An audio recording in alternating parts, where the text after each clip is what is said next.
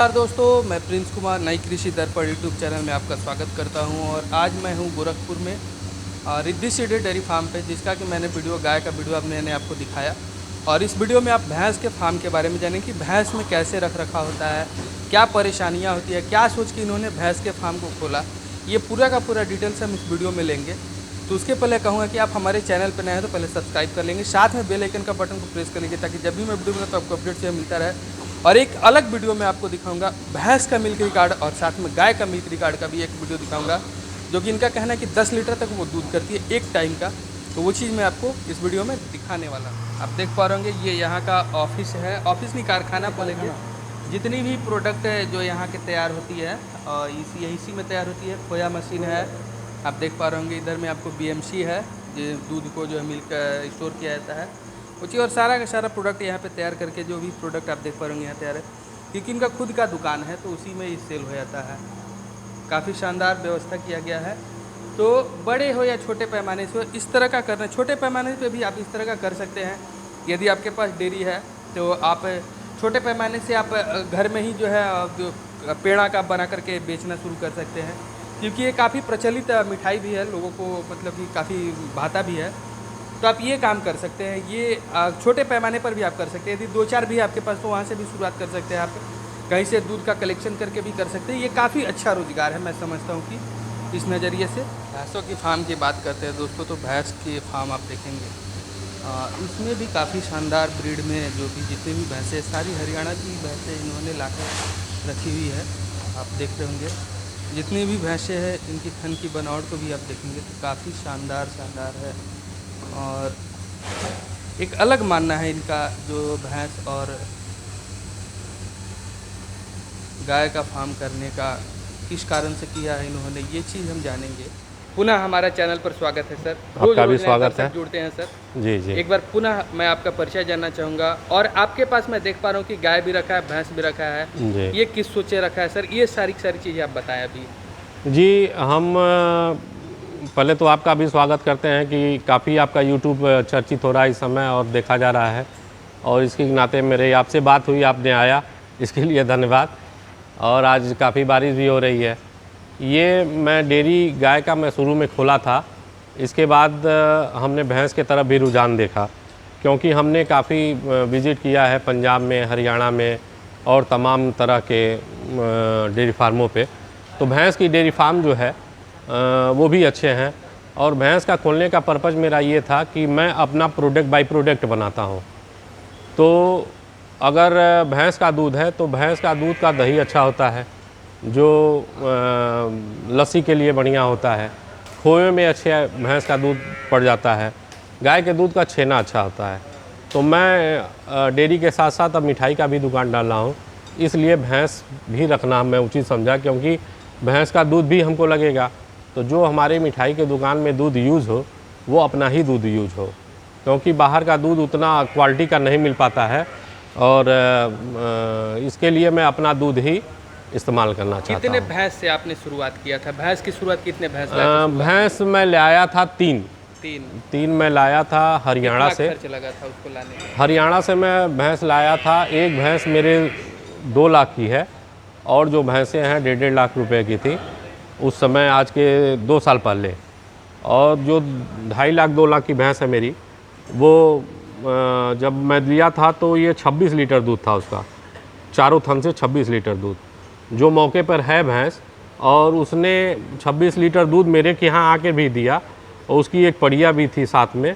और मैं लाया हूँ, वो पड़िया M29 की थी, जो हरियाणा ऑल चैम्पियन उसको कहा जाता है। M29 का बच्चा है, और आपके सामने भी है वो कि ये पड़िया है, और ये सीमन ले चुकी है। और इसका रिज़ल्ट जो M29 के और बच्चे हैं उनका फर्स्ट लैक्टेशन में 18 से 20 लीटर दूध रहता है। तो इसी तरफ लाया हूँ। अब देखिए अब क्या रिजल्ट निकल। क्या परेशानी हुआ था शुरुआत जब आपने किया था? परेशानी क्या हुआ था सर? देखिए, गाय से भैंस की तुलना में भैंस गाय से अच्छी है, क्योंकि भैंस के डेयरी फार्म में मैं एक चीज़ देखा हूँ कि ये जो एक तो खर्चा कम गिरता है गायों से, और इसमें खर्चा 0 मात्रा का है। क्योंकि गाय जब से आई हैं भैंस मेरे पास, हमको लगता है एक आध बार बुखार हुआ होगा, लेकिन कभी कुछ बीमारी नहीं हुई। और दूध परमानेंट रहता है और हमको कोई ख़ास दिक्कत नहीं इसमें आई है। भैंस तो ठीक है, चलती हैं अपना इनको दूध। खाने खिलाने में क्या क्या देते हैं? जो गाय को मैं फीड देता हूँ वही फीड इनको देता हूँ। उनसे कम तूड़ी भी खाती हैं, जो भूसा बोलते हैं, और फीड भी गायों के कम अपेक्षा कम खाती हैं। और दूध मान लीजिए गाय इतना तो नहीं देती हैं, फिर भी 16, 17, 18 लीटर तक की है मेरे पास भैंसें। तो भैंस का लैक्टेशन पीरियड कितने दिन का होता है? और भैंस का लैक्टेशन मान लीजिए साल भर लेती हैं, वो 1 साल का होता है। और मेरे पास जो अभी 3 भैंसें हैं, मैं तीनों लेकर आया था और इन तीनों के पास पड़िया थी और पड़िया अच्छे सीमन की थी। वो पड़िया भी सीमन ले चुकी हैं और फिर यहाँ 2 बार भी बच्चा, इस बार दूसरी बार बच्चा दे रही हैं हमारे के यहाँ 2 साल के अंदर। तो ठीक ठाक रहा और साल भर मान के चलिए, साल भर रहता है। साल भर? जी जी। कितने दिन में मतलब कि सीमन शुरुआती दौर में लेती है? हिट कितने दिन में आ जाती है वो? ये भैंस 4 महीने से 4.5 महीने में हिट में आ जाती हैं। और पंजाब की भैंस और यहाँ के भैंस में अंतर यही है कि यहाँ की भैंसें सीमन लेने के बाद दूध से भग जाती हैं, लेकिन पंजाब की जो भैंसें हैं वो सीमन लेने के 6 महीने 7 महीने तक दूध देती हैं। वो 2 महीने, 2.5 महीने, 3 महीने, मैक्सिमम 3 महीने ही ड्राई पीरियड में रहती हैं और 3 महीने के बाद पुनः बच्चा दे देती हैं। और यहाँ की भैंसें जो हैं वो तुरंत जैसे सीमन लेंगी 1-1.5 महीना के अंदर भाग जाएंगी। तो काफ़ी लंबा पीरियड हो जाता है। इसलिए डेयरी फार्म वालों को हरियाणा की ही भैंसें रखें, क्योंकि हम लोगों के यहाँ वो उस कदर की भैंसें नहीं हैं। तो सब लोग तो इसको अफोर्ड नहीं कर पाएंगे सर, तो फिर उस समय में क्या किया जाए? देखिए, इसमें क्या है कि गाय जो है हमारी 50 से 60 हज़ार रुपये में मिल जाएगी। भैंस का जो है लाख रुपये से ऊपर की ही भैंस आएगी। इसमें डेयरी फार्म जो है काऊ की अपेक्षा दूना पूंजी लगती है, ये सबसे बड़ा ये होता है। और दूसरी बात ये है कि भैंस का दूध कम होता है, लेकिन एक तरह अगर बाई प्रोडक्ट जो अपने खुद बनाता हो, जो अपना यूज़ करता हो, तो जैसे गाय का दूध 5 से 6 लीटर दूध पे 1 किलो आपका खोआ निकलेगा 6 लीटर दूध में, और भैंस का 4 ही लीटर में 1 किलो दूध हो जाएगा। तो एक तरह से देखा जाए तो रेशियो तो वही पड़ता है और क्वालिटी बढ़िया होती है भैंस के दूध का।